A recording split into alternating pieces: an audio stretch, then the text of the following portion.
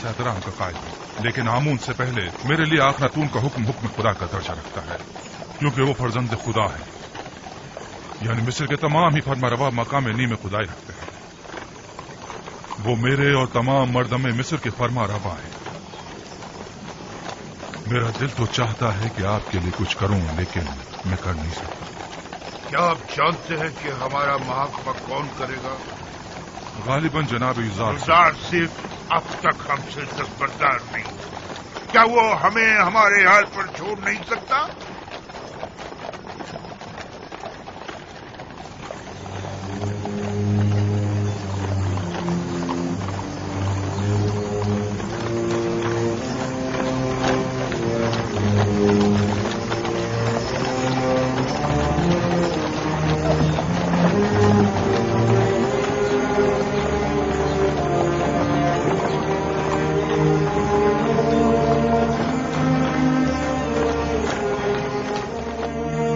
खुदावंद यकता की बेशुमार नेमतों पर उसका शुक्र अदा करता हूँ। अगर खुदावंद यकता की लुत्फ व इनायात न होती तो हम कहत से नबरद आज़मा होने के लिए क़ब्ल अज़ वक्त कोई चाराजोई न कर पाते, और तब ऐसे में नहीं मालूम हमारा अंजाम क्या होता।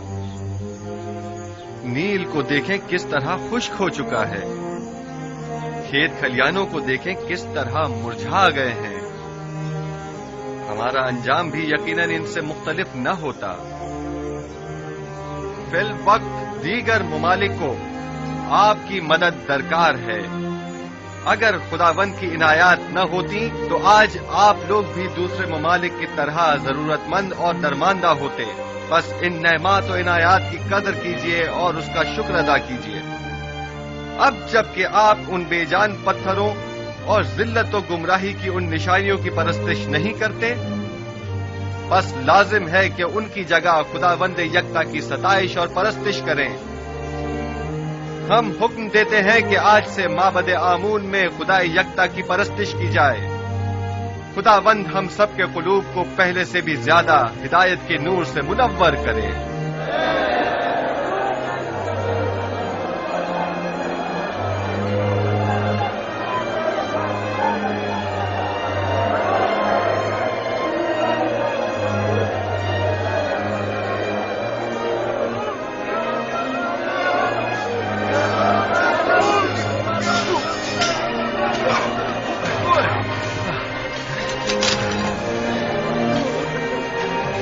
ज्यादा माहिर हो गए। युज़ार के लिए खुदावंद हमेशा एक उस्ताद रहेंगे। हरकत करो।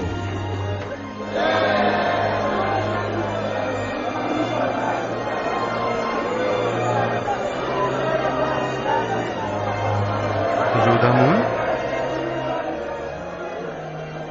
जी आली जनाब, जी रोदामून ही हुआ है।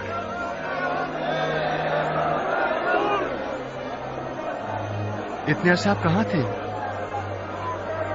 मैं तकरीबन 10 साल तक वहाज पर गया हुआ था, जनाब हुरमहूब के हमरा। लेकिन आज के बाद से आप हमारे हमरा रहेंगे।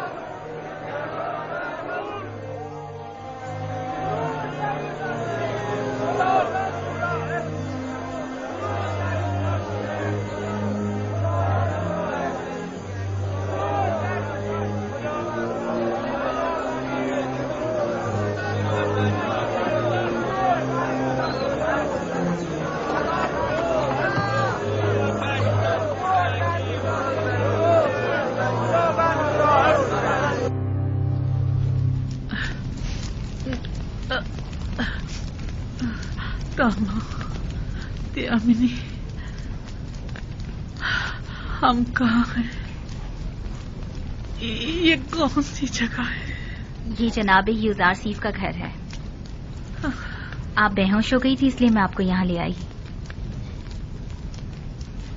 आप आसनाद हैं, हमसर यूसुफ।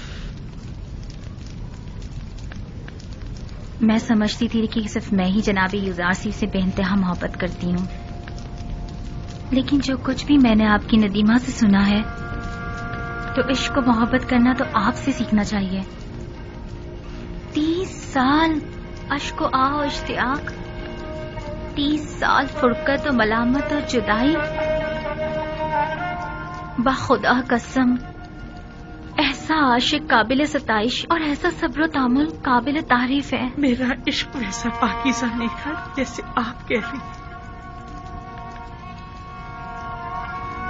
یوسف کہیں زیادہ بڑھ کر ہے.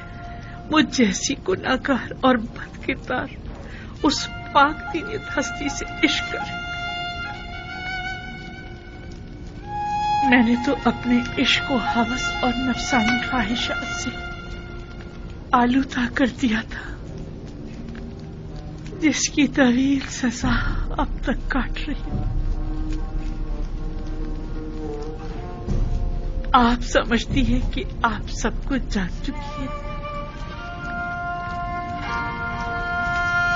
30 سال باہر ملامت اٹھا، 30 سال تانے اور تشنے سننا، ذلیل و خوار ہونا، حقارت برداشت کرنا، 30 سال مسلسل گریہ کرنا اور اشک بہانا، 30 سال گلی کوچوں میں سرگرداں اور پریشان مارے مارے پھرنا، 30 سال ایک مقصد کے پیچھے مسلسل بھاگنا. وہ سزا تھی جو میں نے برداشت کی. میری تمام معلومات بس اتنی ہی محدود ہے. جو کچھ لمحے میں نے آپ کے ساتھ گزارے یا جو کچھ بھی آپ کی خادماؤں سے آپ کے بارے میں نے سنا، اگر میں آپ کے بارے میں کچھ نہیں جانتی ہوں اور جو کچھ بھی آپ پر بیتی اس سے بے خبر ہوں تو اس میں میری کوئی کوتاہی نہیں ہے. دیکھنا ہوگا کہ یوسف آپ سے اتنے عرصے کیوں بے خبر رہے. انہیں اپنی اس بے خبری کا جواب دینا ہوگا. نہیں خدارا، آج یوسف سے ایسا کچھ نہیں کہیں گی. آپ پریشان مت ہوئیے، میں ابھی آتی ہوں. جناب یوزارسیف کہاں ہیں؟ اس وقت وہ ایوان قصر میں جناب آخناتون کے پاس تشریف فرما ہے. میرے ساتھ آؤ. آسنات، رک جائیے. آسنات، اللہ یوسف کو کیسے پتہ چلتا کہ مجھ پر کیا گزری. وہ سبھی لوگوں کا غمخوار اور مددگار ہے. مشکلات و مصائب کا ایک سلسلہ ہے جو اس کو گھیرے ہوئے ہے. یوسف پر زلیخا کی جارحداری نہیں کہ وہ صرف زلیخا کے بارے میں سوچتا رہے. میرے سننے میں آیا ہے کہ جب تک آپ معبد میں رہے آمون لوگوں سے کلام کرتا رہا، لیکن آپ کی عدم موجودگی میں آمون نے پھر کبھی کلام نہیں کیا. کیا آپ کو یقین ہے کہ وہ آمون جسے اپنے تحفظ کے لیے بھی کاہنوں کی مدد درکار ہو کسی سے کلام کر سکتا ہے؟ غیر منطقی دلائل سے عوام کو تو دھوکہ دے سکتے ہیں، لیکن جناب یوزارسیف کو نہیں دے سکتے. حقیقت تو یہ ہے کہ آمون کے نزدیک والی کھڑکی سے آواز کو تھوڑا بہت بدل کر میں ہی لوگوں سے کلام کرتا تھا. معبد میں آواز کی بعض گشت نے کچھ لوگوں کو اس غلط فہمی میں مبتلا کر دیا کہ یہ آمون کلام کر رہا ہے. تم ایک عقل مند انسان ہو آنکھ ماہو، تو پھر تم نے اپنی اس عقل مندی اور فہم و فراست کو لوگوں کی فلاح و بہبود کے لیے کیوں استعمال نہیں کیا؟ ایک جھوٹ کی مسلسل تکرار بسا اوقات باعث بنتی ہے کہ خود صاحب کلام ان مطالب پر یقین کر لیتا ہے. یہ مسلسل تکرار باعث بنی تھی کہ ہم بھی آمون کو ایک خدا تصور کرنے لگے. لوگوں کی جہالت اور نادانی اور دنیا کی دل فریب لذتیں بہت وسوسہ انگیز ہوتی ہیں. لوگ یہی چاہتے تھے، ہم نے بھی مفادات میں استعمال کیا، بس یہی. لوگوں کی یہ نادانی بھی آپ ہی کے اس جھوٹ کے باعث ہے جس کے تکرار پر آپ لوگ بھی اسے ہی سچ سمجھنے لگے. عوام احمق نہیں ہے. آپ لوگوں نے چونکہ حقیقت ان سے چھپائی، لہذا انہوں نے آپ ہی کے جھوٹ کو حقیقت سمجھ لیا. آپ ذرا حق و باطل کو ایک ساتھ ان کے سامنے پیش کریں اور پھر دیکھیں کہ وہ کس کا انتخاب کرتے ہیں.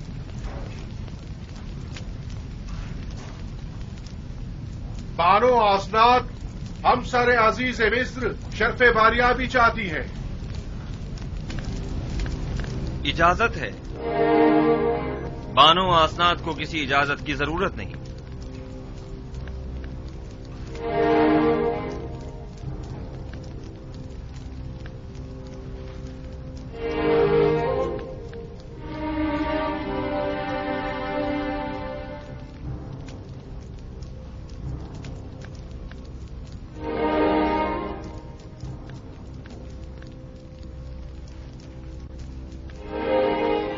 امیدوار ہوں کہ نبی خدا میری جسارت پر مجھے بخش دیں گے، کیونکہ میں ان کی شکایت جناب اخناتون کی خدمت میں پیش کرنا چاہتی ہوں۔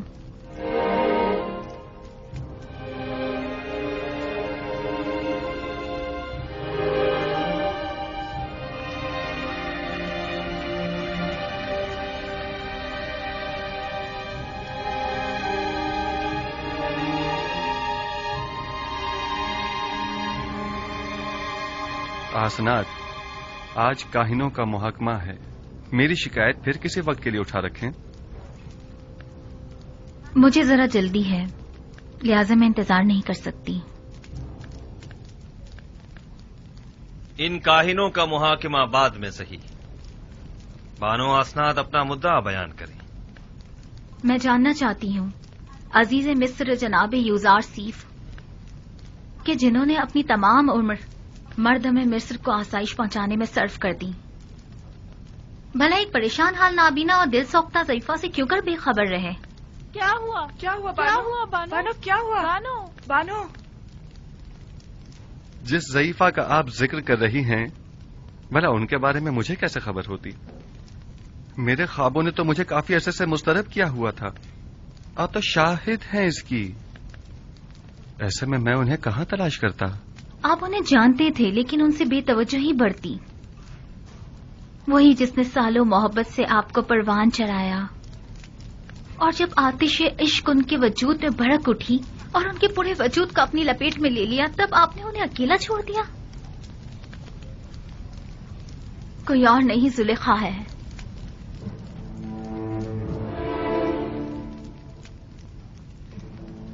زلیخا؟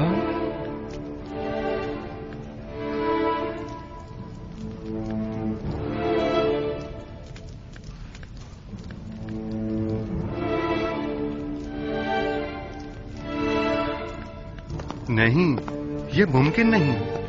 زلیخا ایک خوبرو اور ثروت مند اشراف زادی تھیں، یہ کیسے ممکن ہے کہ وہ زلیخا ہوں؟ آپ کے عشق نے انہیں اس حال کو پہنچایا ہے۔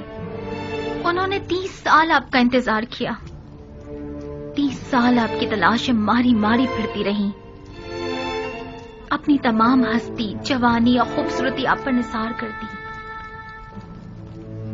اور پھر بھی آپ ان سے بے خبر ہی رہے۔ یہ سب سچ نہیں ہے آسنات، یہ پوری حقیقت نہیں ہے۔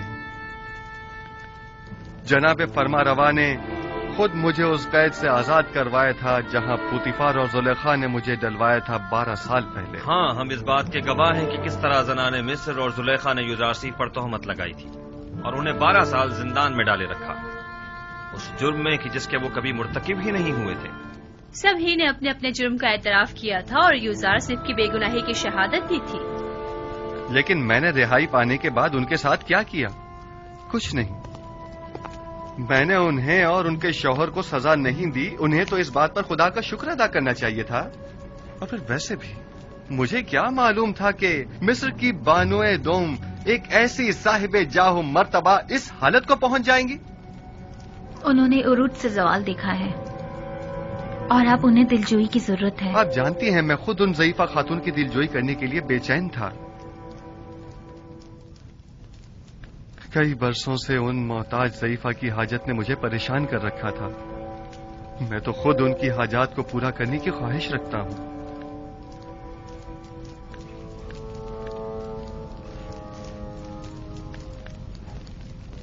میں زلیخا سے ملنے کے لیے آپ سے رخصت چاہوں گا۔